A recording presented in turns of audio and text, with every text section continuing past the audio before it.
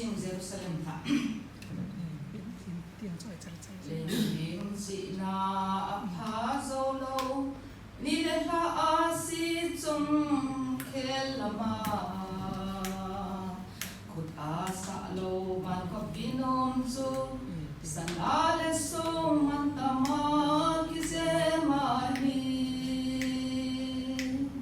mu ban lai bang sa leng the hileng galeng tang e chung ban sang la pakai chena ban ko pinoma ton so da sol do dingin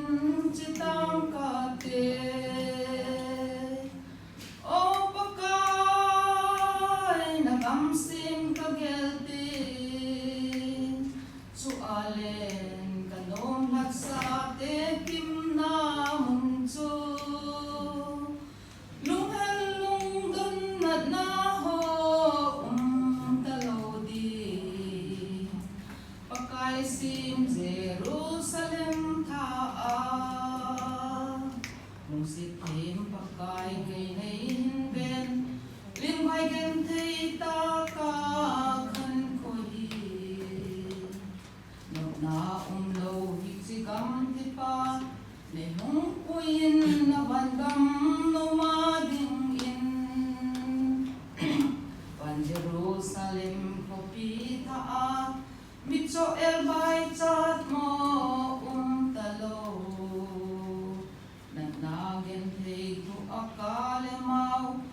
dalo ding o pakai na hung ting le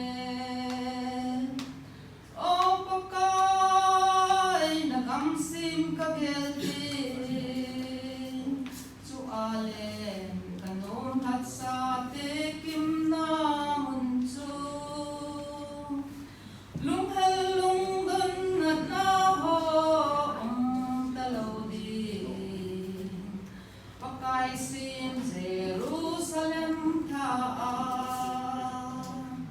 pakai thim gawin asei bangin ama ma ho anan no ve mugan lai banga aleng to ding chol lo pa lai to diu a hi e o pakai na gam sim ka gelti chu alen kanom lat sa te kim na mun chu lung hel lung dun na ho talo di pakai sim Jerusalem tha a agasa